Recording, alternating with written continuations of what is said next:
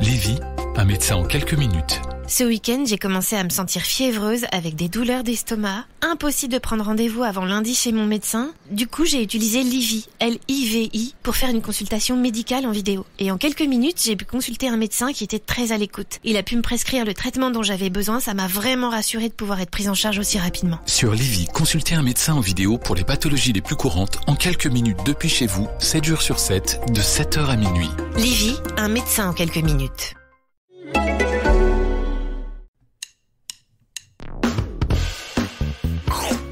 Allez, mange mon œuf. Mon œuf, il était parfait. Et le chef, il a gobé comme un flambi. Il est allé nous chercher un accessoire du Moyen-Âge, le flambadou. Je vais aux toilettes. Oh, le con. Mais la frite, c'est de la pomme de terre, nom de... C'est de la pomme de terre. 30 secondes. Alors attends, qu'est-ce que j'ai là? J'ai un truc dur. Ça coûte, c'est marrant, on a un petit goût salé. T'es sûr que t'as pris du sucre? J'ai pris le gros sel à la place du sucre gasson. Tu veux rentrer chez toi? J'ai pas envie de rentrer chez toi. Je veux pas rentrer chez moi. Il est parti. C'est la catastrophe. J'ai fait fumer ma Saint-Jacques durant 72 heures avec la peau de mes couilles. 3, 2, 1, c'est parti.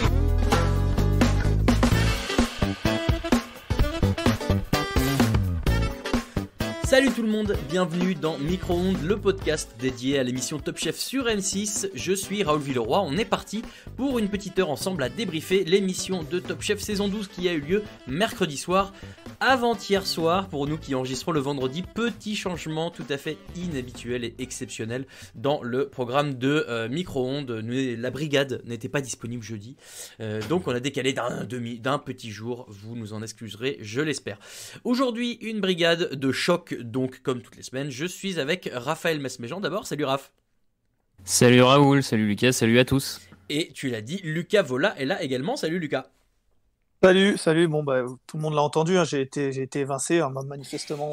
Mon entretien d'embauche de la semaine dernière en tant que présentateur l'a pas fait. Moi, je me suis proposé pour représenter hier, mais personne ne voulait le faire avec moi, donc on a été obligé de le faire vendredi. Après, messieurs, avant de rentrer vraiment dans des choses un peu plus futiles qu'est Top Chef, il y a vraiment une question très importante à laquelle j'aimerais qu'on réponde. Raph, est-ce que tu as eu ton brevet de trapéziste? Eh ben écoute, la première épreuve s'est bien passée. J'ai l'examen final la semaine prochaine. On croise les doigts, mais pas mal. Je vais aller courir après l'épisode pour m'entraîner. Voilà, magnifique. Bon, on peut démarrer alors. Bravo. Donc Lucas, superbe. En plus, j'allais faire une intro en mode merci Lucas d'avoir tenu la baraque la semaine dernière. C'était vraiment top, trop chouette. Mais du coup, t'es vraiment qu'un salopard. Voilà. Ouais. Je reprends donc la place qui me suit. Sachez quand même, chers auditeurs et auditrices, que juste avant, j'ai proposé si Raphaël ou Lucas voulaient présenter. Je dis non, pas de problème. Bon, voilà. Reprenons, on va parler dans cet épisode de la fin, enfin, des quarts de finale de cette saison 12 de Top Chef. Ça aura pris le temps, mais on a notre résultat, notre séance émotion, nos séquences émotion d'ailleurs, parce que cet épisode de mercredi a été un peu dans le tire-larme, hein, on va pas se mentir. On va revenir sur les deux épreuves et sur la conclusion, le flop et le top, et derrière un petit prono pour les demi-finales. Messieurs, eh bien, je cherche les podcasts, non les jingles, voilà ça, je cherche mon jingle. Je l'ai, je le lance et on se retrouve juste après pour le débrief, c'est parti.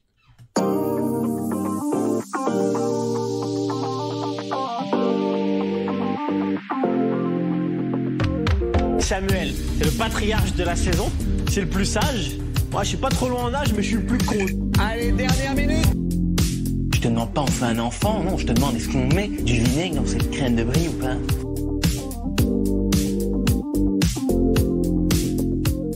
D'ailleurs, disclaimer, comme à chaque épisode de ce podcast où je suis au micro, vous entendrez peut-être un enfant s'exprimer un peu dans le fond, c'est normal, tout est absolument sous contrôle. Messieurs, la fin de ces quarts de finale qui n'en finissaient plus, on peut commencer par ça, enfin, j'ai envie de dire, enfin c'est fini et on peut passer à autre chose, non, Lucas? Ah ouais, enfin, c'est vrai que c'est sympa. On arrive sur des moments qui sont un peu difficiles, où on sait qu'il y en a un qui va se faire éliminer. En plus, tous les candidats commencent à être très solides. Mais c'est vrai que là, 3 semaines avec des épisodes à rallonge, franchement, ça a commencé. On est content de passer aux demi-finales avec un concept un peu différent. Enfin, voilà, c'est vrai qu'on est content que les quarts de finale se terminent. Raphaël, on en a longtemps parlé, donc on va pas s'éterniser dessus, mais j'ai l'impression que même sur les réseaux et tout ce que j'en disais, les gens commençaient un peu à souffler, quoi. Oui, oui, c'est ça. Lucas l'a dit, tu l'as dit avec ce enfin. Oui. Non, non, mais c'est ça, c'était un peu long. C'est vrai qu'au final, 3 épisodes, on a presque le sentiment que la tension des quarts de finale et le suspense retombe presque un peu. Au bout d'un moment, le soufflet de l'attente de ce passage-là retombe un peu après 3 épisodes. Donc, tant mieux, on passe à une nouvelle phase. Et bon, je pense que peut-être que le confinement, tout ça, est lié dans la volonté d'avoir voulu étirer un peu sur 3 épisodes. Bon, écoutez, c'est comme ça. Malgré tout, c'était sympa. On a vu des belles choses. Oui, oui, on n'est quand même pas complètement négatif. On va revenir sur cette émission de mercredi, l'épisode 15 de la saison, avec une première épreuve qui nous était proposée par le chef Lionel Giraud. On rappelle que juste avant, les 4 candidats avaient un pass et que là, chaque épreuve remportée qualifiait direct. Donc, heureusement qu'il y a eu ce petit enjeu-là, parce que je trouve que moi, en tout cas moi, ça m'a aidé un peu à me mettre dans l'épisode. D'autant que le menu était pas non plus hyper sexy, des algues et puis des petits points en deuxième épreuve. Je disais quelqu'un sur les réseaux qui disait j'ai quitté la terrasse qui venait de rouvrir avec mes potes pour rentrer voir ça. Bon, c'est vrai que c'était un choix, Première épreuve, donc Lionel Giraud avec les algues, une épreuve qu'on connaissait, sur laquelle on se disait un peu à l'avance que ça allait sans doute plus parler à Pierre et Sarah. Il se trouve que c'est Sarah qui l'a emporté avec son plat que je vais vous retrouver tout de suite: tartare d'algues fumées à l'algue nori, beurre blanc d'algues et salicorne, blini, le blini d'algues, topinambour et tamara d'algues. Beaucoup d'algues, évidemment. C'est l'univers de Sarah. Lucas, on s'y attendait. Je sais plus ce que tu avais pronostiqué la semaine dernière. Je sais plus si tu avais dit Sarah, mais bon, voilà. C'est pas une énorme surprise et finalement, elle confirme avec cette belle victoire. Ouais, je sais plus ce que j'avais dit non plus, mais certainement que j'avais dû dire Sarah. Oui. Bien entendu. Non, plus sérieusement, c'est vrai que bon, on était dans son univers, elle l'a dit directement. Et puis, au moment où elle explique sa recette, on voit qu'on est dans son univers, on voit que ça l'inspire, on voit qu'elle a beaucoup d'idées, que ça s'annonce très fort déjà d'entrée. Et puis, ce que j'ai bien aimé aussi, c'est que ben, sa recette, elle se passe pas exactement comme elle devrait se passer, et elle se rattrape à chaque fois. Son tarama qui tombe, elle le refait. Après, le bini qui marche pas. Alors, c'est peut-être des éléments de montage, mais en tout cas, elle est un peu en difficulté dans une épreuve qui devrait lui correspondre, et elle en sort gagnante. C'est ce que j'ai trouvé très fort, même si oui, voilà, c'était vraiment son univers par rapport aux autres. Mais ouais, elle a mérité sa victoire. De par sa créativité et de par son épreuve qui se passe vraiment très bien. Raphaël, Sarah, alors je sais que toi tu es convaincu par son niveau culinaire depuis le début, et on l'est tous de plus en plus au fur et à mesure. Depuis le milieu, soyons honnêtes, depuis le milieu. Allez, depuis le milieu. Oui, je rappelle qu'elle était dernière de notre première Power Ranking tout de même. Non, mais c'est vrai que de plus en plus on est monté dans le bandwagon de Sarah, et on avait toujours un peu cette petite, pas réticence, mais inquiétude, disons que elle craque sous la pression parce que elle l'a fait un peu au début de la saison. Et là, comme dit Lucas, malgré les difficultés, elle s'en sort, et elle s'en sort bien. C'est plutôt un bon signe pour la suite. Oui, oui, c'est un bon signe pour la suite, le fait qu'elle s'en sorte comme ça dans le déroulé de cette épreuve. Mais même, je trouve le fait que ce soit elle la première à se qualifier pour le mental, c'est quand même celle qui prend les 2 passes en premier. Donc, elle a été capable tout de suite alors, on pourra dire que c'est peut-être la chance du tirage au sort des épreuves. Je sais pas trop comment M6 a décidé quelle épreuve allait dans quel sens pour les faire jouer, on va dire, les quarts de finale. Bon, voilà, mais en tout cas, il s'est avéré qu'elle a été la première qualifiée, que ça va forcément lui faire du bien au mental. On voit quand même qu'avec Paul Perret, il lui apporte ce qu'il faut dans le coaching, en la boostant comme il faut. Enfin, je trouve que plus les épisodes passent, plus elle semble vraiment à l'aise, et plus de semaine en semaine, elle commençait à prendre un peu ce costume d'outsider pour la victoire finale. Et là, forcément, elle est dans les 3 dernières. Et quand tu vois Mathias, Momo, qui sont tous les deux de très très bons candidats, qui ont chacun leur point fort, mais tu sens que elle est aussi capable de les battre sur beaucoup de plans en fait. Et encore une fois, elle a créé là un plat qui a provoqué beaucoup d'émotions chez le chef. Visiblement, c'est notamment son mélange de tarama d'algues avec le topinambour, qui a fait la différence pour elle. Bon, elle est créative, elle a de la technique. Elle continue de monter en régime, en fait, tout simplement.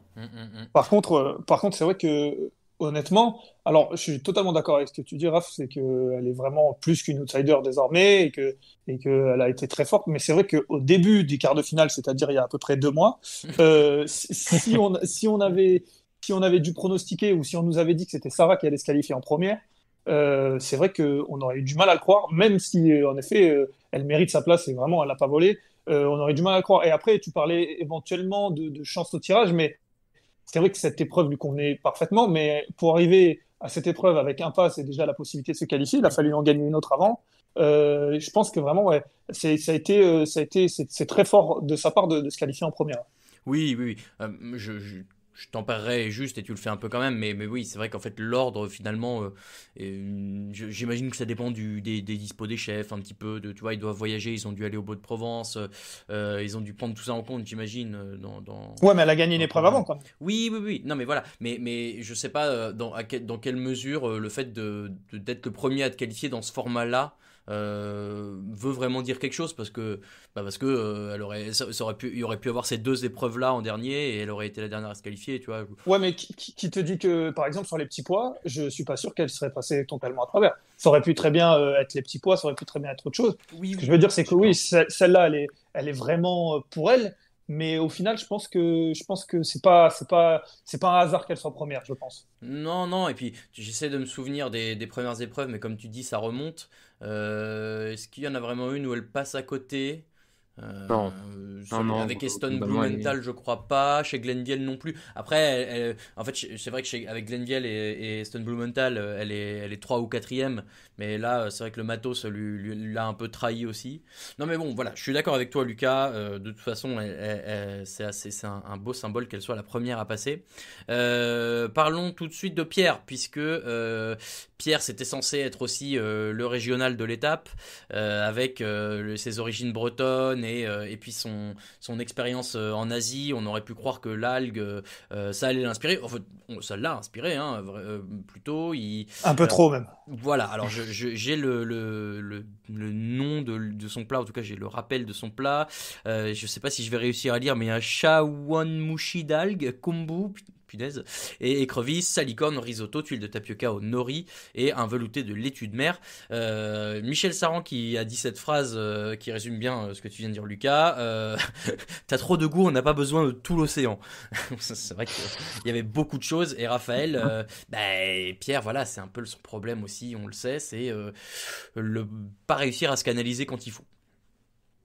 Oui, on l'a vu un peu toutes les saisons, donc je pense que personne n'a été vraiment étonné qu'ils partent un peu dans tous les sens une nouvelle fois. C'est là où on voit l'importance. Finalement, je pense que vraiment Michel Saran était le meilleur coach possible pour Pierre, hein, clairement, parce qu'il a cette capacité à le canaliser, mais le canaliser de manière un peu douce, pas forcément ce qu'un pas à la Philippe Etchebest. Enfin Non. voilà, donc ça correspond sans aucun doute mieux à Pierre. Après, oui, ça partait un peu dans tous les sens. Pour être franc, j'ai du mal à revisualiser à quoi ressemblait son plat. Je J'avoue sais que plus du c'est tout. un peu perdu de tête et d'esprit. J'ai beaucoup plus le deuxième, on Euh, va en reparler après, mais le premier, là, je t'avoue que je l'ai plus non plus. bon, en tout cas, c'était le Pierre habituel, hein, clairement. Ça n'a pas fonctionné. En fait, après, là, on est à un niveau où tu as l'impression que ce qui fonctionne, c'est pas le plat des candidats en lui-même qui fonctionne pas. C'est juste qu'à un moment, un des autres concurrents fait mieux. Mm. Et voilà. Donc, sur cette épreuve-là, visiblement, Sarah était vraiment au-dessus des autres. Donc, à partir de là, c'est compliqué de voir ou de dire que Pierre s'est planté à tel endroit. J'arrive pas à me rendre bien compte parce qu'en fait, le problème du chef Giro, c'est qu'il fait partie de ces chefs qu'on a catégorisés de dithyrambiques depuis le début de la saison. C'est que des compliments tout le temps. Et donc, c'est pas évident de se faire un petit classement. Même, tu vois, je trouve que la dégustation de Sarah avait l'air un peu au-dessus des autres. Mais Lucas, est-ce que tu serais capable de détacher les trois autres, de faire un classement entre eux en fonction de la dégustation? Je suis pas sûr.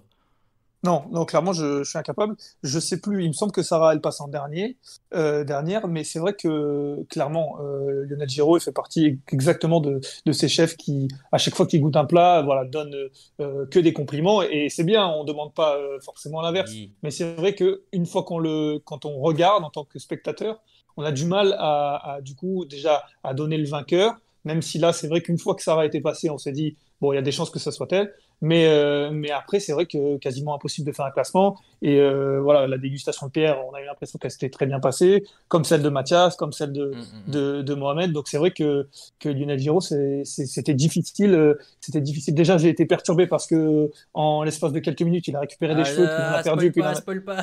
C'est mon signe. On va en reparler. Voilà, c'était Lionel Giraud et son frère, manifestement. Mais c'est vrai que pendant la dégustation, c'était compliqué. Après, une fois la dégustation terminée, comme le disait Raph, on avait du mal à pas voir Sarah récupérer son place. Ouais. Un petit mot sur les deux autres candidats tout de même. Mohamed, alors forcément on en a dit, Sarah et Pierre, eux, de par leurs origines et leur cuisine, avaient l'air un peu plus, auraient pu être un peu plus à l'aise sur cette épreuve-là. Mohamed, lui, est parti sur des haricots de mer en spaghetti, avec un beurre blanc iodé, tartare de poisson fumé et algues. Moi je trouvais l'idée sympa, le résultat pas trop mal aussi. Le chef a eu l'air assez convaincu, Raphaël. Oui, c'est ça, l'idée était pas mal. Je pense que là-dessus, sur ce genre de truc, Mohamed, ce qui à chaque fois lui fait qu'il s'en sort, c'est sa technique. C'est qu'il voit comment il visualise, comment techniquement il va pouvoir utiliser tel ingrédient, tel matériel pour en faire quelque chose de sympathique. Et effectivement, moi, en plus, j'aimais bien alors après, on sait, des fois, c'est juste un peu de storytelling, tout ça, mais le côté idée d'un plat un peu réconfortant, donc en réutilisant un peu l'idée de la pâte, tout ça, donc c'était très sympa. Mais voilà, ça a pas passé, c'est pas passé. Bon, Non, parce que c'était mais il s'en peut-être sort ça, bien, mais sans surprise, hein. Mohamed, on le voit. Vraiment, sa technique fait qu'il est jamais en difficulté totalement sur une épreuve, en fait. Il sait cuisiner. Ouais, voilà, c'est un super cuisinier. Il sait ce qu'il faut. Enfin, il sait faire le minimum pour sortir un plat où tu dis, bon, ok, je bouffe bien là. Ouais, de ouf. Et enfin, Mathias, bien sûr, en Franche-Comté, il n'y a pas d'algues, donc Mathias complètement perdu. J'attendais le moment où on allait nous en parler, où il allait nous dire, bah moi, chez moi, il n'y a pas trop d'algues, hein, alors je vais faire les algues du ruisseau. Non, ça suffit avec ça, avec le ruisseau qu'il nous avait déjà fait avec l'œuf la semaine d'avant. Lucas, je te rappelle le plat de Mathias, un tartare de coquillage et salicorne agrémenté d'un yaourt iodé à l'huître et aux agrumes tuiles de nori avec un petit shot d'eau de mer à côté. Bon, bah voilà, c'était pas l'épreuve pour Mathias et puis c'est pas grave, de toute façon, on l'attendait plus sur la deuxième, Lucas. Ouais, en fait, là, on touche du doigt exactement les différences entre Mohamed et Mathias. Raph en a parlé, Mohamed, il est rarement mis en difficulté. Il est à un niveau très constant, pas forcément toujours très haut, mais rarement très bas. Il est très, très constant. Et à l'inverse, Mathias, si c'est quelque chose qui lui parle, il y a très peu de cuisiniers dans Top Chef qui sont capables de faire mieux que lui.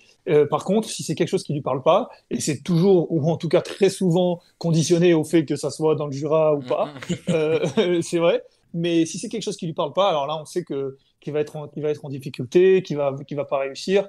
Et du coup, si on se projette un petit peu, même si c'est un peu rapide, hein, mais sur la demi-finale, sur son épreuve, peut-être que ça ira, mais c'est vrai que si on lui propose des épreuves un peu qui sortent un peu trop de son champ d'action, ça peut être compliqué pour lui. Après, on aura l'occasion d'en parler. Ouais. Mais en tout cas, ouais, sur cette épreuve-là, vraiment, j'ai trouvé, voilà, c'était vraiment la différence entre Mathias et Mohamed. Bon, les deux finissent par ne pas gagner, mais on a touché là vraiment du doigt leur écart entre les deux. Tout à fait, donc Sarah qui remporte cette première épreuve, mais c'est une première épreuve qui avait commencé d'une manière un petit peu particulière pour chaque candidat, puisqu'on a la fameuse séquence émotion avec un membre de la famille qui vient. De mémoire, c'était plus tôt dans la saison, non? Je me souviens plus, peut-être que là ils ont fait seulement maintenant pour qu'il n'y en ait que 4. C'est toujours quand il y a peu de candidats, hein. C'est toujours quand il y a peu de candidats, okay. Parce que... Ouais, il me semblait que c'était avant sinon, les quarts, ça finit jeudi, sinon. Oui. Non mais voilà, en tout cas, il y avait ce fameux moment... je sais pas s'il est très attendu, en tout cas moi c'est pas forcément ce que je préfère, mais autant je trouve ça toujours un peu je l'ai dit tout à l'heure, tire-larme parce que on veut un peu provoquer de l'émotion et on ne peut pas blâmer une émission de télé-réalité, disons-le, hein, de vouloir provoquer des émotions fortes chez les téléspectateurs. J'ai trouvé ça assez mignon, je dois le dire. Tu vois, Mohamed et Pierre, ils étaient assez touchants. Sarah aussi, avec sa maman. Voilà, il y avait un truc. En revanche, messieurs, il faut absolument qu'on parle de la famille de Mathias. Enfin, je sais pas. J'ai pas envie de dire le pauvre parce que pour lui, ça avait l'air normal que. Toi, il y a son père. Alors bon, il peut pas venir, soit. Mais du coup, son père au téléphone, c'est genre ah, mais ouais, c'est vrai que tu fais Top Chef. Ah, ça se passe bien. Ok. Bon bah à demain, bisous. Tu sais, c'est moi ou... Bisous, non, à mon avis, même ouais. pas de bisous. Allez, hein. à demain, ciao, tape dans le dos, paf. On est d'accord plutôt, que Raph, c'était un peu spartiate, quoi. Ah, écoute, chacun a ses histoires de famille, hein, on va pas rentrer dans... Chacun gère ses émotions familiales comme il le souhaite, donc effectivement, pas de jugement, mais c'est vrai que la séquence paraissait un peu plus froide que les trois autres, et du coup, ça tranchait un peu avec... ou même avec ce qu'on avait pu voir l'an dernier, enfin, ce qu'on peut voir dans certaines saisons. De mémoire, j'avais jamais vu un temps familial aussi pas froid, mais aussi peu... chaleureux, du coup. Ouais, aussi peu chaleureux, ouais. C'est ça. Non, mais surtout, Aussi on peu aurait dit qu'ils s'étaient vus la bon. veille, quoi. C'était pas exceptionnel, tu vois. Après, alors pour le coup, moi j'entends ce que tu dis sur le côté, t'es une émission de télé-réalité, il faut savoir créer un peu d'émotion, ça donne un peu de background au personnage et tout, très bien. Enfin, moi le coup de la lettre, alors que t'es en France, que t'es à 10 km de chez tes parents, enfin tu vois, c'est bon quoi, Surtout c'est pas qu'ils viennent Koh-Lanta, je veux dire. Non mais tu vois, autant sur Koh-Lanta, les mecs qui sont à l'autre bout de la planète, à 6000 km, ça fait 30 jours que t'es sur une île déserte, t'as une lettre de ta famille, ok, là t'es dans un hôtel où t'as la connexion internet tous les jours, tu rentres à l'hôtel tous les jours, t'es à Paris. Oui. Bon, est-ce qu'on a vraiment besoin de se taper la lettre des parents? Bon, voilà, moi c'est... Lucas, toi, t'es team c'est mignon ou team ça va, c'est bon, quoi. Non, je suis plutôt team Raph, totalement d'accord. Et on en parlait pendant l'émission. C'est vrai que sur certaines émissions du type koh ça se justifie. Et puis en plus, ils sont en train de vivre des choses très compliquées, du moins physiquement, ce qui peut en plus amener des émotions. Enfin, mais là, c'est vrai qu'on avait du mal à voir à quel point ça faisait longtemps qu'ils s'étaient pas parlé. Après, c'est vrai que j'ai eu l'impression que dans les lettres, ils essayaient de dire un peu des choses autres que ce qu'on peut se dire tous les jours et du coup aller un peu plus profond pour provoquer des émotions. Oui. Mais c'est vrai que je suis pas personnellement très fan de ce genre de séquence. Par exemple, une séquence où Pierre se fait éliminer et où Michel Saran parle de Pierre et on sent une émotion, vraie émotion, pas forcément provoquée exprès, me touche plus que une émotion où ils rencontrent leurs parents. Voilà. Enchanté. Non. Bonjour, je suis ta mère. Voilà. Non mais voilà. Ça ferait de la super émotion. Le candidat qui connaissait pas sa mère, elle le raconte. Qui connaît pas ses parents. Et donc Lucas, t'as décidé de flinguer mes deux top et flop. C'est très bien. Merci beaucoup. Ouais, écoute, c'est pour parce que je voulais du présenter, métier, en ça. fait. C'est ce qu'on appelle du métier. Ouais. Présentateur. En fait, il fait ça. Il veut m'évincer en me faisant rater mes lancements. Bon, c'est très bien. En tout cas, voilà, petite séquence émotion. On l'a eu, ça c'est fait. On peut passer à autre chose. Et autre chose en l'occurrence, c'est la deuxième épreuve de ce mercredi. C'était la 6e déjà épreuve des quarts de finale. Deuxième épreuve qui était jugée par Stéphanie Lequelec. Stéphanie Lequelec, j'ai l'impression que M6 est trop content que ce soit un peu la caution. Regardez, elle a gagné Top Chef et derrière, elle a eu une carrière pleine de succès. Donc elle revient parce que elle est vraiment trop sympa. Bon, évidemment, elle a le succès qu'elle a mérité d'avoir. Je sais pas que grâce à Top Chef sans doute, mais ouais, je sais pas. Du coup, j'ai l'impression que tous les ans, on la fait revenir. En plus, on la fait revenir au moment où ça compte vraiment à chaque fois, en mode. Elle est tellement importante qu'on ne la prend que pour les quarts de finale. Bon. Et qui là nous vend, essaye de nous vendre, parce que moi ça m'a pas vraiment convaincu, une épreuve autour du petit pois, où le petit pois doit être la star de l'assiette. J'aime bien les petits pois, c'est pas la question. Mais bon, ça m'a... Qu'est-ce qu'elle fait déjà comme plat? Je me souviens plus. Elle parle de petits pois à la française, ouais. Mais elle nous présente pas un plat qu'elle fait? Il y avait des petits pois dedans. Il y avait des il y avait des petits pois, il y avait du lard. Mais ça ressemblait à quoi? Je ne sais plus. Je me demande si ça tournait pas. Si elle faisait des pâtes à la farine de petits pois. Ah oui, bah, voilà, encore un truc que Mohamed a... Non, pas du tout. Bon, écoutez, ça m'avait pas marqué, et c'est vrai que de toute façon, cette épreuve-là, je vais vous le dire tout de suite, hein, ok, c'est sympa de vouloir remettre un peu des trucs au centre de l'assiette et tout, mais Lucas, toi, et tu le dis depuis le début de la saison, et je suis assez d'accord avec toi, ce truc où on t'impose juste un ingrédient que tu dois, entre guillemets, revisiter, c'est pas là où les candidats ont le plus de champ libre pour leur créativité, quoi. Ouais, c'est vrai que par rapport à celle d'avant, par exemple, les algues qui laissent un champ un peu plus grand pour créer, pour tenter des choses, c'est vrai que le petit pois, quand il y a un monoproduit comme ça, c'est un peu plus compliqué, même s'ils avaient le droit d'utiliser d'autres choses autour. Et heureusement, mais après, ce thème-là d'avoir un seul produit, le petit pois, je me suis dit pourquoi pas. Voilà, ça faisait un moment qu'on l'avait pas vu, ça faisait un moment qu'on n'en avait pas parlé du petit pois. C'est vrai qu'on il l'utilise rarement, que ce soit dans des recettes classiques ou pas. Donc, je me suis dit pourquoi pas. Après, ils étaient que trois. Donc, du coup, c'est vrai que c'est un peu plus compliqué quand les candidats sont 5, 6, 7, où on a l'impression de voir toujours la même chose. Là, ils étaient que trois.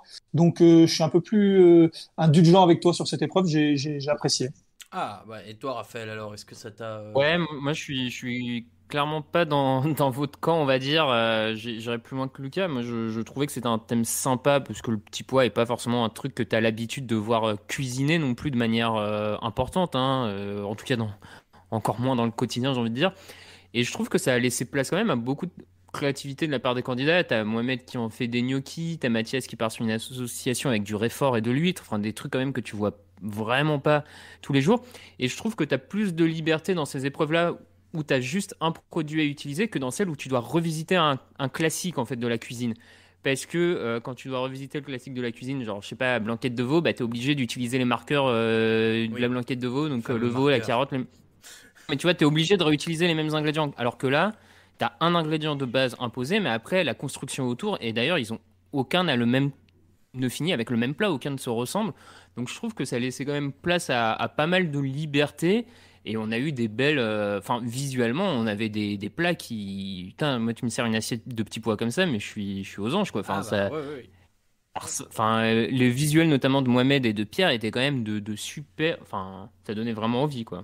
Je vous redonne les intitulés des plats. En l'occurrence, tu l'as dit, Raph, Mathias fait lui une crème au réfort cru avec des huîtres. Mohamed, lui, il avait fait les gnocchis de petits pois avec du jus de cosse et de la crème citron. Ça avait l'air super bon. Et Pierre, il fait une panna cotta de petits pois agrémentée de fruits de la passion, d'une émulsion au lard fumé. Ça aussi, ça avait l'air super bon, mais je vous l'ai dit un petit peu tout à l'heure. Je trouve que le plat qu'envoie Pierre dressé comme ça avec juste le cercle de panna cotta au fond et les trucs posés dessus, plus au milieu tu fais couler l'émulsion de lard fumé. Déjà, alors sur le papier, moi je trouve ça hyper bon, mais moi honnêtement, c'est un des plats que j'ai trouvé les plus beaux de la saison. Lucas, je sais pas ce que tu as pensé des visuels de manière générale, mais moi celui-ci particulièrement, je l'ai trouvé très très impressionnant. Ouais, c'est vrai qu'il était très impressionnant et elle en parle d'ailleurs, la chef, quand elle met l'émulsion chaude, elle explique, elle dit ouais, que ça gâche pas le visuel, au contraire. Et c'est vrai que dans les trois plats qui ont été présentés, je me l'étais noté d'ailleurs que les trois visuels étaient très beaux. Et j'ai trouvé c'est vrai que ce vert, ils ont tous fait en sorte de garder vraiment le vert parce que forcément le petit pois c'est vert. Celle de Mathias était quand même plutôt jolie. Peut-être celle de Mohamed qui était un petit peu trop, je vais pas dire fourre-tout parce que ça avait l'air très bien rangé, mais un peu trop fourni, un peu moins clair. Mais c'est vrai qu'en termes de visuel, Mathias et Pierre, ils avaient fait quelque chose de vraiment très très beau. Oui, et même oui, au goût, en fait, alors à part le réfort que moi j'aurais trouvé, enfin, moi, je suis particulièrement fan du réfort, mais les trois recettes avaient l'air très très bonnes. Au final, il y a un truc qui nous fait tous un peu peur au moment de la cuisine, c'est le jus que veut rajouter Mohamed, qui est un jus de crustacé, non C'est ça, Oui. ouais. Ouais, c'est ça, un jus de crustacé. La chef d'arrose lui dit, je me souviens que Raphaël, à ce moment-là, sur le chat de la rédaction, tu dis aïe aïe aïe le jus. Et finalement, ça a pas loupé. C'est ça qui a l'air de le placer en dessous des deux autres déjà. Donc, d'être sûr qu'il va pas gagner cette épreuve-là, Raphaël. C'est même pire que ça dans le sens où déjà quand il verse un peu de jus dans son assiette, il semble en mettre beaucoup. Hélène Darroze lui dit attention. Enfin, et là on se dit ok, il en a déjà trop mis. Donc on est étonné, mais on se dit bon, malgré tout, ça reste quelques petites gouttes, tu vois, dans l'assiette. Donc en tant que téléspectateur, tu sens que ça peut poser problème, mais t'es pas non plus. Voilà, t'attends, il y a le suspense. Mais là où je me suis dit que c'était complètement foiré et qu'il allait se planter, c'est quand il amène le plat à la table et qu'en plus il rajoute le jus dans une saucière et que du coup Stéphanie Lequelec elle voit la saucière, elle fait bon bah ok, Bah j'en mets. elle s'en verse la quantité, Ouais. non mais elle se verse et c'est le risque parce que du coup le client se verse la quantité qu'il souhaite de jus dans son assiette, enfin ce qui est normal, tu lui proposes donc il fait ça et bah forcément du coup il y en avait trop, elle a dit les goûts se marchent un peu les uns sur les autres et ça j'avoue que j'ai vraiment pas saisi pourquoi Mohamed, alors que Darroze lui dit il y en a presque trop dans ton assiette de base, pourquoi il vient rajouter ça en saucière avec le risque que Stéphanie Lequelec bah, le verse juste trop en Ouais, fait. Enfin, ouais. j'avoue que ça Et c'était. encore, elle en met pas beaucoup. En plus, elle Non, en en met pas plus, beaucoup. c'est vrai qu'elle en met peu. Oui, parce qu'elle le dit, elle est dit oula, truc, je vais peut-être pas trop en mettre parce que crustacé, j'ai peur que. Donc, heureusement, enfin, même elle se dit déjà, j'ai l'impression que même elle se dit à ce moment-là, ok, lui, il a déjà fait une erreur probablement fatale pour son plat, quoi. Hum, hum, hum. Ouais, donc effectivement, à ce moment-là, pour Mohamed, on comprend que ça va être compliqué. Sur la dégustation de Pierre et de Mathias, en fait, moi, j'ai compris dès le début ou presque que Mathias pouvait l'emporter parce que les compliments que fait la chef Lequelec à ce moment-là, Lucas, c'est du très haut niveau. Elle dit quelque chose comme c'est un plat qui pourrait être dans un restaurant étoilé sans problème. Enfin, il y a des compliments qui, moi, m'ont assez vite fait comprendre qu'il allait l'emporter. Je sais pas si tu l'as senti aussi à ce moment-là. Oui, oui, mais voilà, on parlait de Lionel Giraud tout à l'heure. Stéphanie Lequelec, c'est différent. Alors, c'est vrai que d'un premier abord, elle fait pas forcément très sympathique, on va dire. C'est vrai qu'elle fait un peu froide d'un premier abord. Mais par contre, à la dégustation, je la trouve très carrée. Elle dit quand ça va bien, elle arrive à dire quand ça va pas. Alors, c'est vrai que peut-être pour M6, c'est un peu plus compliqué parce que ça grille un petit peu le faux suspense qu'ils essayent de mettre en coupant d'ailleurs sa phrase en plein milieu quand elle dit bon bah le gagnant c'est et ça, on entend sa phrase se couper pour mettre une musique, bon enfin bref, Ouais. ça c'est une autre histoire, mais c'est vrai que par exemple pour Mohamed on savait très bien qu'il n'allait pas gagner, mais par contre quand on la voit déguster pour Mohamed et même pour Pierre où elle dit que c'est très bien, mais et je me rappelle plus, mais elle donne une réserve ou deux. Elle dit quand ça va pas bien, elle dit ce qui va pas, elle explique.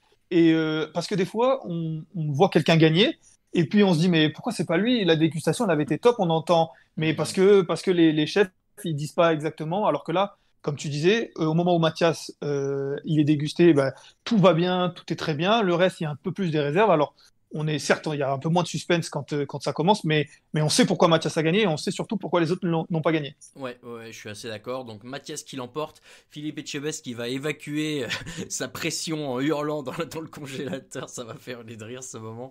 Un mot sur Philippe Etchebest, Raphaël, peut-être? Non, non, Ça tout va bien. t'a plu? Je sais que t'as un peu plus de mal avec le show Etchebest. Ouais, bah, je trouve qu'il essaye quelquefois de presque voler la vedette, on va dire, au candidat. Bon, écoute, hein, c'est le personnage. Bon. Je lisais, alors là vous allez tomber de votre chaise, je lisais dans Télé 7 jours il me semble, une interview de Philippe Tu Etchebest. lis encore Télé 7 jours, Non, mais Raoul. en Waouh. fait, ça traînait chez mes Pourquoi beaux-parents. t'étais chez ta grand-mère et Non, chez mes c'est beaux-parents, reste au calme. Et il y avait le Télé 7 jours avec l'interview de Philippe Etchebest dedans, titré en gros sur la couverture, quelque chose comme je ne joue pas un personnage ou je sais pas quoi. Bien sûr qu'il y a forcément un personnage de télé, mais je veux bien croire qu'on puisse avoir un caractère un peu comme ça aussi. Et moi, je l'ai dit, je sais plus quand, il y a 2 semaines, je crois que cette année, il m'énervait un peu, mais dans le fond, bon, c'est pour ça aussi qu'il est aussi fascinant comme chef, je crois. D'ailleurs, je sais pas si vous avez fait attention, on a même eu le plaisir de le voir pendant les pauses pub, puisqu'il était dans un spot de l'État pour inciter à ne pas boire avant de prendre le volant. Alors, je vais t'avouer que Fais pendant la attention. pub, moi, je regardais la finale de Coupe de France, donc je suis désolé, mais c'est possible. Bon, moi, de toute façon, ce que je préfère dans les pubs, c'est juste avant que ça reprenne je sais plus c'est quel plat, c'est des trucs de livraison à domicile, je crois, mais je sais plus lesquels. Tout à fait. Où il y a les candidats de la saison dernière. Ah ouais. Ah, je l'ai plus. Bon, c'est pas grave. De toute façon, on C'est est Uber pas Eats. sponsorisé. Ouais, c'est Uber Eats. C'est Uber Eats. Ah, bon, bah voilà. Ouais. Après, pour Philippe Etchebest, c'est vrai que franchement, parce que tu disais dans les pubs, on l'a vu dans la pub, il était sur France 2 pendant le 20h de France 2, le JT. Quand même. Et clairement, c'est vrai que il représente désormais. Et je pense que quand on parle il y a eu Cyril Lignac pendant longtemps, je pense, parce que c'est un peu lui qui a lancé ces émissions, ou en tout cas cette mode, entre guillemets, ou cette tendance de cuisine à la télé, vraiment mainstream comme ça. Mais c'est vrai que Philippe Etchebest, j'ai l'impression que vraiment, voilà, c'est une star, c'est la star des restaurateurs pour le grand public, on va dire. Oui, parce que Top Chef est un peu la fenêtre du grand public sur la cuisine. Ça a l'air un peu réducteur dit comme ça, mais je crois pas, parce que moi, tu vois, j'ai aucune attache avec la cuisine française, la gastronomie, tout ce que tu veux. Je connais aucun des chefs qui passent. Les seuls que je connais, c'est ceux qui passent dans Top Chef, et bah, je les connais grâce à ça. Donc, je pense que pour le grand public qui est pas là-dedans, c'est ouais, un bon moyen, et je pense que M6 ils en sont contents, mais tu vois, Etchebest bah, il va pas s'en plaindre non plus, et puis bah il prend un peu le truc à cœur quand même, donc bon voilà, c'est pourquoi on parlait de Etchebest? Oui, parce qu'il gueulait dans le réfrigérateur. Donc voilà, Mathias sans trop de surprise, qui se qualifie pour cette demi-finale et qui rejoint Sarah. Et on arrive donc à l'épreuve bâclée en 20 minutes. Juste, faut le dire quand même, ouais. Il assume son statut de favori d'avant première émission, malgré tout. Hein. Ouais, je sais que lui qui avait des doutes à une époque, mais... J'attendais. Maintenant, le favori, il doit gagner. Hein. Ah oui. Ah bah ça... honnêtement, aujourd'hui, on va en reparler. Donc, on arrive à la dernière épreuve. Après 6 heures de quart de finale, on va nous faire une épreuve en 20 minutes. C'est super, c'est le coup de feu. Ils appellent ça comme ça maintenant. 30 minutes, une bouchée sur de la carotte. Super, donc les types ont fait 6 plats de ouf. Et là, ils vont devoir être départagés sur une bouchée, qui est peut-être le pire moment pour un juré. Je sais que Paul Perret l'avait fait cette saison, on l'a fait l'année d'avant aussi. Pour départager les deux, parce qu'à moins qu'il y ait un vrai raté, je trouve ça très dur à faire. Le thème, la carotte, avec Pierre qui part tac tac bang bang à fond les ballons, à faire plein de trucs. Et alors là, je sais plus qui l'a dit, mais je crois qu'il y en a un de vous qui l'a dit dans le chat, ou quelqu'un d'autre qui l'a dit, mais on voit Momo dépité, genre qui fait plus rien, qui est abattu, qui pense qu'il va jamais y arriver, qui voit qu'en plus Pierre ça marche et tout. Et quelqu'un a dit à ce moment-là, il y en a trop pour que ça se retourne pas. C'est toi, Raph? Je sais plus qui a dit ça. Non, je me demande si c'est pas Ben, mais bon, le fait est que au moment où celui qui a dit ça l'a dit, je me suis dit non, mais là c'est pas possible, il peut pas s'en sortir. Il a l'air au fond du fond. Et vraiment, moi je me suis dit bah limite il va rien faire quoi. Je voyais le moment. Après il l'aurait peut-être teasé un peu, mais je voyais le moment où il allait dire bah en fait voilà, tout ce que j'ai fait jusqu'à maintenant, je suis très content, mais là j'ai pas réussi, c'est ma faute, j'arrête machin. Et je voyais un peu la fin larmoyante truc. Bon, on l'a eu quand même différemment, mais ouais, moi j'ai cru que c'était foutu. Lucas, toi tu pensais qu'il allait s'en sortir? Non, honnêtement non. Surtout qu'on essaye toujours d'avoir des signes sur les interviews qui sont faites après. Pierre pendant son interview, avait l'air assez souriant. Oui. Mohamed collait bien avec ses émotions du moment, c'est-à-dire un peu blasé, un peu décontenancé parce qu'il n'arrive pas. Et donc du coup, je me suis dit en effet, il va sortir un truc. C'est vrai que je le voyais pas ne pas sortir. Il va sortir quelque chose, mais il préparait déjà sa sortie. Et c'est vrai qu'au final, retournement de situation. Après, ce qui était très drôle, c'est que Mohamed, pendant la première épreuve, à un moment, il y a un plan sur lui, et dans ma tête, je me dis, mais ce mec-là, il est tout le temps calme. Il coupe, on les voit tous en train de couper à 2000 à l'heure, et lui, il coupe, il regarde pas. Et je m'étais fait cette réflexion. Et c'est vrai que Pierre, ça fait quelques semaines qu'il le dépeigne comme quelqu'un qui court partout et tout ça. Et au moment où il y a ce duel entre les deux, je me dis, ah ouais, vraie opposition de style entre les deux. Et clairement, ça n'a pas manqué, M6 qui nous montre, entre un qui court partout. Bon, il a dû faire 2 allers-retours qu'ils nous ont montrés avec tous les angles de caméra. Et l'autre qui a fait un aller-retour à pied. Mais c'est vrai que, en tout cas, l'opposition de style était vraiment très drôle à voir et à jouer, je trouve. Et finalement, Raphaël, Eureka, l'éclair de génie pour Mohamed, qui depuis qu'il a découvert la cuisine moléculaire dans Top Chef 2021, l'utilise à toutes les sauces. Et là, bien sûr, l'azote liquide. Et à ce moment-là, il est reparti. Et ce que je trouve génial, et c'était sans doute pas écrit d'avance, hein, mais c'est qu'à ce moment-là, Pierre le voit, l'entend, et a l'air de prendre un petit coup dans la tronche quand même, de dire ah putain ouais, c'est bien joué ça. Tu l'as ressenti comme ça aussi? Ouais, on l'a ressenti comme ça, notamment parce que tu l'as dit, hein, c'est une épreuve en une bouchée, donc faut essayer d'être le plus percutant, on va dire, directement. Et t'as le sentiment que Pierre se dit, ok, là, il apporte en plus du côté, il va apporter quelque chose en plus dans sa bouchée, juste gustatif, ça va être, il va amener la chef Lequelec sur un autre domaine, plus au niveau sensoriel, que Pierre avait pas à ce moment-là dans sa bouchée. Et clairement, tu sens que ça le déstabilise, il cherche, il trouve une agrume pour essayer de twister un peu son truc, mais Le kumbava. tu sens que du coup, c'est pas au même niveau que ce que Mohamed fait, parce que Mohamed, ça va au-delà du goût, c'est vraiment autre chose. Et tu sens que Pierre, ça le déstabilise. Après, pour le coup, franchement, l'idée de Mohamed, au-delà de l'azote, rien que le granité carotte, moi, je trouvais ça assez sympa en termes de. C'est vraiment une bouchée que j'aurais bien aimé goûter pour le coup. Mais bon.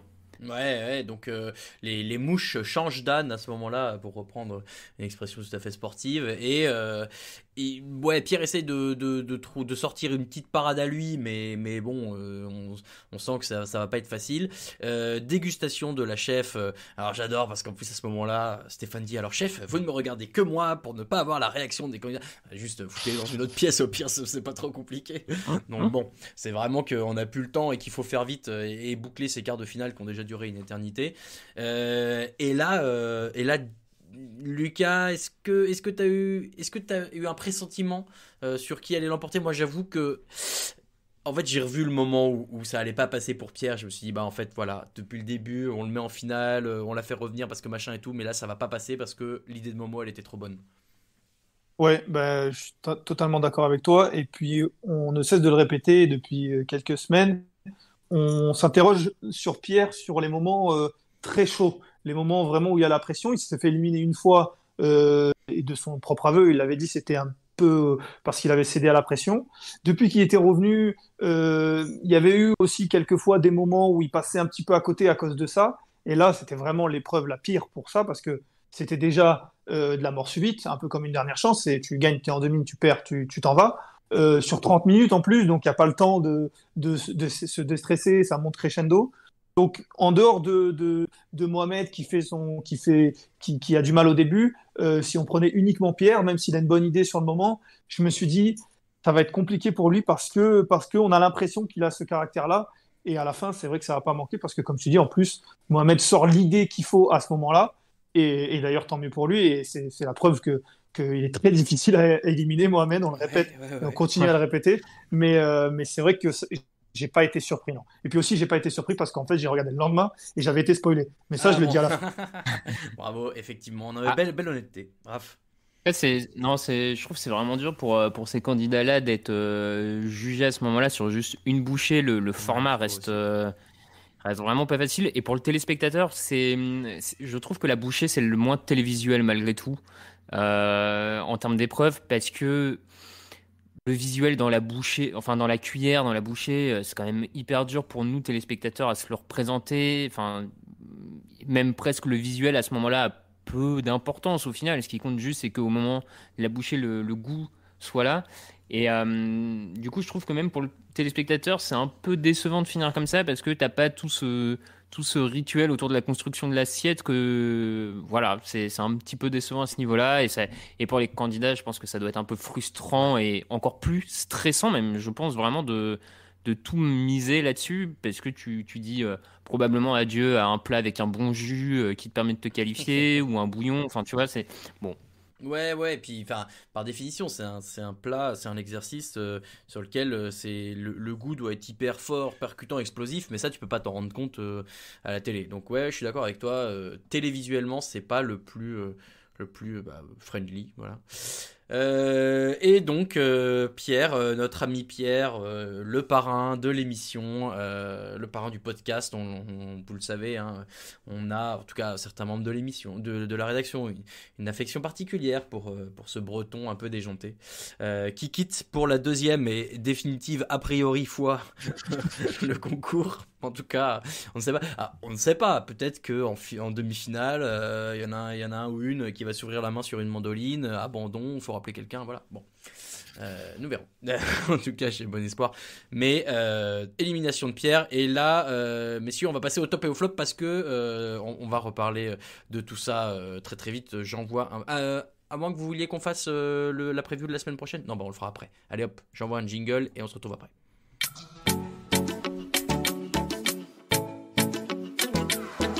Vamos, vamos, vamos, vamos!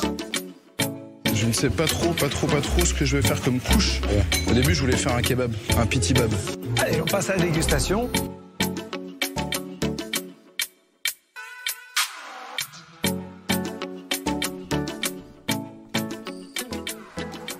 Messieurs les tops et les flops de cette émission, je vous laisse commencer par votre flop et je vais laisser Raphaël commencer. Bah écoute, ça va être un peu facile, hein, mais je vais malheureusement taper sur nos amis d'M6, hein, qu'on aime beaucoup. Allez, et on les remercie. Non, mais on les remercie de nous proposer ce show culinaire qui nous tient en haleine tous les ans. Il y a pas de souci là-dessus. Mais j'ai trouvé que là, quand même, l'émission de mercredi était compliquée à suivre parce que t'étais cassé dans le rythme des épreuves et de la préparation des plats par les passages avec les familles. Ensuite, du coup, la première épreuve a paru interminable, vraiment. Enfin, c'était long. La seconde épreuve, un peu plus rapide, et puis direct, t'enchaînes sur cette bouchée, et tu joues ça sur une bouchée, comme on l'a dit, qui est difficilement visuelle pour le téléspectateur. Bref, j'ai trouvé que ce troisième quart de finale s'étirait un peu trop en longueur et n'était pas forcément équilibré parfaitement, on va dire, pour une émission de télé et pour surtout le troisième épisode d'un quart de finale. Enfin, bon, ça aurait été le premier quart de finale hier. Le fait que tu aies une épreuve très longue, les familles, ça m'aurait moins dérangé. Là, c'était, j'ai trouvé que ça avait, et on parlera pas de la séquence pub juste avant le résultat final. Parce que bon, la séquence pub, alors qu'on en est à 7 épreuves, 7 ou 8, 7 épreuves, quasiment 6h30 d'émission. Est-ce qu'on était vraiment obligé d'avoir une page de pub juste pour le résultat final? Bon, c'est encore un autre sujet. Nos amis annonceurs, bien sûr, s'en réjouissaient forcément. Lucas, ton flop? Déjà, moi, je suis encore une fois ravi que ce soit pas moi qui ai tapé sur M6 parce que, voilà, je peux pas croire que je fasse une fixette. La semaine dernière, c'était Ben. Donc, mais encore une fois, Raph, je suis totalement d'accord avec toi. Je trouvais pas forcément ça très équilibré. Je comprends pas pourquoi on n'a pas mis la séquence des parents dans une des émissions où il y avait que 2 épreuves. Ça aurait rallongé l'émission sans avoir à faire des flashbacks comme il le faisait ces 2 dernières semaines. Enfin bref, voilà. Il y a certainement une très bonne raison, mais c'est vrai que je valide ton flop. Et ensuite, pour passer à mon flop, puisqu'il n'y aura pas celui de Raoul, vu qu'on va gagner du temps, on le connaît déjà. Non, moi, mon flop, c'est le départ de Pierre.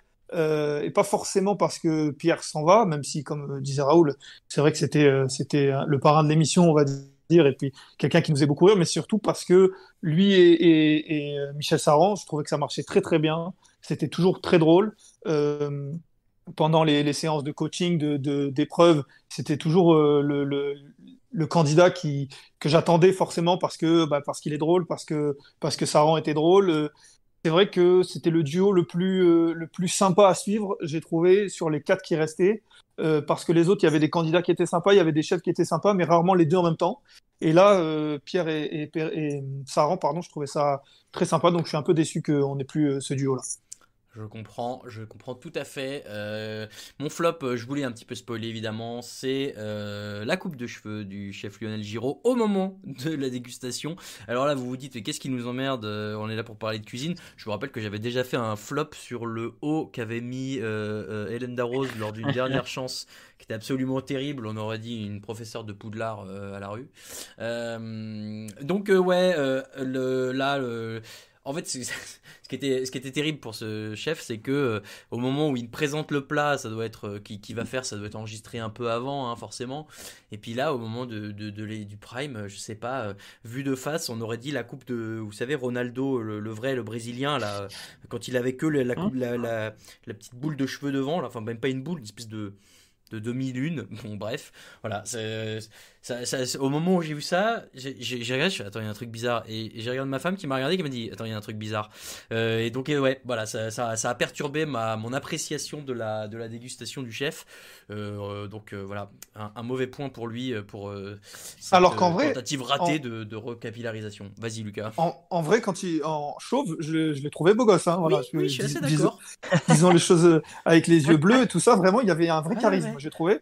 Mais là, voilà, c'est en fait, vrai mais je ne peux que le comprendre de vouloir rattraper ce qu'on perd de cheveux. Moi, ça va m'arriver plus vite que ce que je ne voudrais. Mais bon, bah, à ce moment-là, tu fais avec, ou alors tu le fais bien. Mais là, c'était mal fait. Donc voilà. Flop pour ça. Bien sûr, on parle de cuisine ici. Le top, Raphaël, quel est ton top? Bah du coup c'est un peu en miroir on va dire de ce que disait Lucas sur le duo Saran et Pierre. Moi c'est la petite séquence émotion au moment où ils ont annoncé l'élimination de Pierre.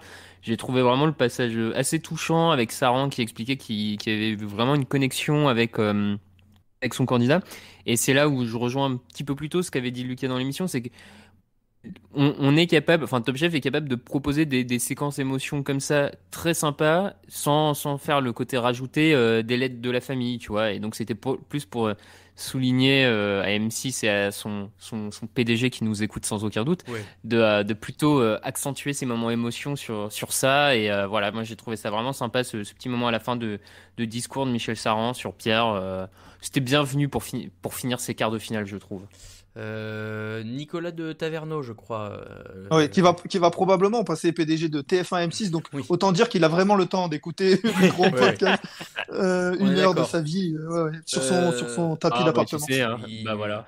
Lucas, je te grille la priorité, je suis navré puisque j'ai le même top que Raphaël, en l'occurrence. Cette séquence que j'ai trouvée belle, hein, voilà, on a le droit de trouver des choses belles aussi parce que spontanées, et j'ai trouvé que ce que disait Saran était assez bien trouvé dans la mesure où il dit en plus à un moment et c'est pas par manque de respect pour les candidats que j'ai eu avant, et il a raison de le dire parce que bah c'est vrai qu'il en voit passer des candidats, mais de signifier qu'avec Pierre il y avait un truc un peu différent. Tu m'étonnes en même temps. Oui, bon bah c'est vrai qu'il a pas toujours eu Attends, on dit ça mais il a gagné il y a 2 ans, hein. Oui, mais non, mais il a pu gagner, mais je trouve qu'il a pas toujours eu le nez très très creux des fois dans ses brigades, et notamment l'an dernier qui était un naufrage collectif. L'an dernier c'est terrible. Il a les 3 qui partent, qu'on lui en refile un autre qui part aussi. Cette année c'était compliqué aussi, hein. Avant qu'il récupère Pierre tout seul, cette année il en avait 3 qui sont partis, qui sont revenus. Quand il a la triplette Bruno, Arnaud et Thomas, il gagne quelques épreuves à eux 3. Hein. Ouais, mais il y en a un qui finit, Thomas il finit chez les Rouges, Arnaud il finit chez les Rouges puis tout seul, Bruno il se fait éliminer 2 fois. Oui, mais tu vois, au moins il a des candidats qui ont gagné quelques épreuves malgré le fait ils ont changé d'équipe. Non, mais ils ont changé d'équipe parce qu'ils étaient encore là. C'est pour ça qu'ils ont changé d'équipe. Parce que à ce moment-là, quand les autres équipes perdaient des candidats, il fallait bien en envoyer ailleurs. Donc ouais, je te trouve dur. Moi, je trouve que pour le coup, c'est vraiment une très bonne année pour Saran. Et malheureusement, elle n'est pas récompensée parce que son candidat de quart de finale est le premier éliminé, alors que c'était un de ceux qu'on attendait parmi les favoris. Et ben voilà, mon top en tout cas, c'était ça. C'était cette petite séquence et les jolis mots de Michel Saran et de Pierre aussi. Hein. Pierre, voilà, qui qu'on sentait un peu touché aussi. Donc voilà, plus belle bromance de Top Chef derrière Paul Perret et Adrien Cachot pour moi, c'est tout. Ton top du coup, Lucas? Bien, mon top, moi, ça sera un petit peu, pour rester dans le même concept que vous, des moments un peu sympas, mais pas forcément forcés. On l'a dit, l'apparition, la rencontre des parents, comme on l'a dit tout à l'heure, avec les candidats, c'était pas forcément le plus fun, on va dire. Mais par contre, j'ai bien aimé la dégustation quand les chefs regardaient avec les mamans, puisqu'il y avait les 3 mamans. J'ai trouvé ça sympa parce que c'est vrai qu'on voit souvent les chefs stressés quand un de leurs candidats est dégusté, mais là, c'était encore plus, vu que c'était leur maman. On voyait des réactions un peu différentes. On les voyait répéter, il a dit que c'était bien, chercher l'approbation. J'ai trouvé ça sympa, ça donnait, voilà. Si cette séquence parents, je devais en retirer quelque chose, je retirais que ça, cette dégustation tous ensemble.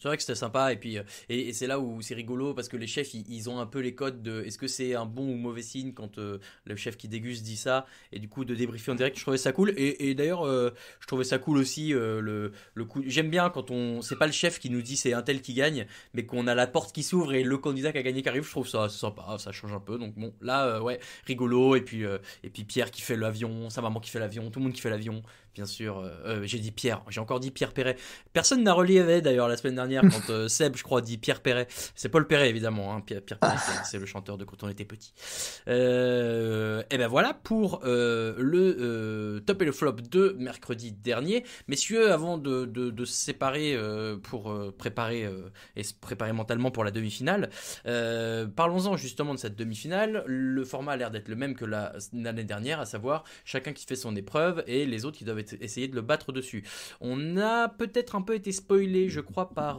Sébastien Polomini de la rédaction de Micro-ondes qui nous disait que dans le programme télé, décidément je ne suis pas le seul à le lire, il y aurait 2 épreuves de demi-finale. Donc peut-être que sur les 3 épreuves, il n'y a pas suffisamment de... Il y a tout le monde est à égalité à la fin ou il faut les départager. Donc ils en feraient en 2 et 2, je ne sais pas. Mais ouais, messieurs... Je pense que c'est ça, ouais. Ouais. Est-ce qu'on peut essayer de chacun imaginer ce que les candidats vont imposer comme épreuve aux autres Mathias, on va tous être d'accord pour dire qu'il va faire un truc du Jura, forcément. Clairement. Ouais, je sais pas, il y a un truc au vin jaune. Allez, moi autour du fromage et je le vois bien un truc comme ça. Ouais. Lucas. Ouais, une épreuve spéciale Jura. Ouais. Ouais, c'est ça. En tout cas, si jamais c'est avéré qu'il y a deux demi-finales, en tout cas 2 épisodes pour les demi-finales, ça sent le flashback à gogo. Ah bah là, je peux vous dire qu'on va revenir en tous détail. Les quarts de finale là. Mais c'est bien, mais en vrai c'est carrément possible parce que ça ferait si tu le fais en 2 épisodes, ça veut dire l'épreuve du candidat 1 et l'épreuve du candidat 2 en premier épisode et au 2e épisode tu as l'épreuve du candidat 3 et ça veut dire qu'à la fin comme disait Raoul il y en a 2 qui sont à égalité de points et il faut une épreuve de plus pour les départager et ça te fait 2 émissions quoi. Et souvenez-vous que la conclusion des demi-finales l'an dernier c'est un peu plus long parce que ils viennent, ils s'assoient dans le fauteuil, ils débriefent la saison ensemble et puis ensuite ils soulèvent la cloche, est-ce que le truc est vert et rouge et Top Chef et je sais plus quoi. Donc bon. Et puis messieurs l'Euro de football commence le 11 juin. Et il faut combler jusque-là. Non, mais c'est en grande partie ça les droit un peu. Bah oui. Voilà, donc 2 demi-finales plus une finale, ça nous amène jusqu'au mercredi 9 juin. On est parfaitement en termes de timing, donc oui, je pense qu'il n'y a plus de doute. Et puis c'est la date de mon anniversaire de mariage, donc c'est merveilleux. Voilà, j'aurai toute ma vie. Reprenons plutôt nos pronos sur qui va faire quoi. Du coup, Sarah, messieurs, une épreuve, je pense, très axée autour de la viande, beaucoup de cuisson de viande, on est d'accord, hein, quelque chose comme ça. Non, je troll évidemment, du végétal, forcément. Mais du végétal, clairement. Un peu ça veut allemande peut-être. Tout et rien dire le végétal, hein. Ça peut aller quand même très très loin. Enfin, tu vois, le champ des possibles entre travailler des fruits, des légumes, des plantes. Enfin, bon, c'est quand même. Ouais, non, mais y a de quoi faire. Et alors, du coup, est-ce que pour pousser le même jusqu'au bout, Momo nous ferait un truc autour de la cuisine moléculaire, messieurs? Je sais pas s'il va faire un truc autour de la cuisine moléculaire. En tout cas, technique. Ouais, en tout cas, on a vu la bande-annonce. C'est vrai qu'on a l'impression que Mathias va faire un truc très spécifique sur sa région. Sarah, on a l'impression qu'elle va faire quelque chose de très spécifique dans son univers. Et c'est vrai que Mohamed, on sait pas trop sur quoi il va partir. Mais d'après la bande-annonce, on a l'impression qu'il a donné quelque chose d'impossible à faire, quelque chose parce que je sais pas si c'est un effet de montage ou pas. Mais à chaque fois, j'ai l'impression que la bande-annonce était uniquement sur l'épreuve de Mohamed, parce que et que même les chefs, alors c'est certainement du montage, mais même les chefs disaient oula, ça va être compliqué, donc je sais pas ce qu'il a fait, mais à mon avis c'est corsé. Ouais, et puis vas-y Raph. Non, mais j'allais dire, Mohamed va vraiment jouer sur son côté technique. C'est parmi les 3 restants, c'est celui qui a fait le plus de grands restos, tout ça. Donc il va jouer là-dessus. Et je pense qu'il va sortir un truc. De mémoire, c'était l'an dernier qu'il y avait un des candidats qui en demi-finale avait proposé aux autres candidats de l'affronter sur la technique de la cuisson en vessie, enfin une cuisson qui avait un peu disparu. Adrien, je crois. Mais lui, il l'avait jamais fait, je crois. Ouais, c'est exactement ça. Bon, ça c'est un autre trip parce que c'est Adrien, mais tu vois, je serais pas étonné que Mohamed leur propose de cuire et de couper la viande d'une certaine manière très un truc vraiment très très costaud quoi. Je pense qu'il va partir là-dessus. Moi. Je me souviens aussi de David qui avait proposé de souffler du sucre ou quelque chose comme ça. Du sucre soufflé, ce à quoi Paul Perret, en entendant Adrien lui expliquer l'énoncé, avait eu cette phrase merveilleuse de dire quand même faire de la pâtisserie pour un concours de cuisine, bon. Je me demande si leurs épreuves de demi-finale doivent être données avant le début de l'émission, ou si une fois qu'ils savent qu'ils sont en demi-finale, ils doivent donner... Voilà. Je serais curieux de connaître les épreuves de demi-finale de tous les... si on arrive à avoir un des demi-finalistes / finalistes dans les prochains épisodes, ce qu'on espère et on y travaille toujours. Mais bon voilà, c'est vrai que maintenant que tu le dis Lucas, je repense à la bande-annonce, on voit Mohamed faire une espèce de petit rire machiavélique et Mathias vouloir le traiter de tous les noms et Hélène dire ah ouais quand même t'es gonflé ou je sais pas quoi. Bon effectivement il y a moyen de rigoler, c'est vrai qu'à chaque fois... Ça, pour le coup, ça je trouve que c'est contrairement à tout ce qu'on voit tout le reste de la saison, c'est du trash talk un peu justifié parce que le but c'est vraiment d'aller chercher les autres pour les faire perdre. Donc bon, messieurs, je crois qu'on a fait le tour. Voilà, merci beaucoup de nous avoir suivis. C'est comme ça que donc se termine cet épisode du podcast Micro-ondes. Vous pouvez nous retrouver sur toutes les plateformes de streaming audio en ligne, quelles qu'elles soient. Si on n'y est pas, demandez-nous, on y sera sans doute bientôt. Vous pouvez nous retrouver sur les réseaux sociaux. Sur Twitter, c'est @micro-ondes Cast, et sur Facebook et Instagram c'est Micro-ondes Podcast. Messieurs, vous êtes également sur les réseaux sociaux, nous sommes tous sur les réseaux sociaux, @elvola pour Lucas, @Raphaël_TDA pour Raphaël et @RaoulVDG pour moi. Merci beaucoup messieurs d'avoir été avec moi pour cet épisode de rattrapage presque de l'émission de mercredi. Merci à tous les deux. Et puis on se retrouve jeudi prochain, en tout cas on espère si personne n'est tombé malade ou perdu d'ici là, mais normalement jeudi prochain pour débriefer la première épreuve a priori de ces demi-finales de la saison 12 de Top Chef. J'ai un peu hâte, je dois l'avouer messieurs, parce que c'est toujours un format rigolo, puis parce que maintenant je veux savoir qui va gagner quoi. Donc on se retrouve la semaine prochaine pour débriefer tout ça. D'ici là, très bonne fin de semaine à tous, bon appétit et des bisous. Ciao ciao. Il mange mon œuf. Mon œuf, il était parfait. Et le chef, il a gobé comme un flambi. Il est allé nous chercher un accessoire du Moyen-Âge, le flambadou. Je vais aux toilettes. Oh, le con. Mais la frite, c'est de la pomme de terre, nom de... C'est de la pomme de terre. 30 secondes. Alors attends, qu'est-ce que j'ai là? J'ai un truc dur. Ça coûte, c'est marrant, on a un petit goût salé. T'es sûr que t'as pris du sucre? J'ai pris le gros sel à la place du sucre gasson. Tu veux rentrer chez toi? J'ai pas envie de rentrer chez toi. Je veux pas rentrer chez moi. Il est parti. C'est la catastrophe. J'ai fait fumer ma Saint-Jacques durant 72 heures avec la peau de mes couilles. 3, 2, 1, c'est parti.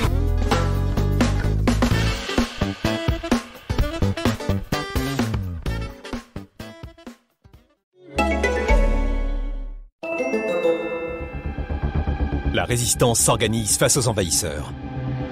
Qui sont-ils? Que veulent-ils? Pourquoi nous ressemblent-ils autant? Il faut les comprendre pour les combattre. Mais certaines réponses peuvent nous mener à notre perte.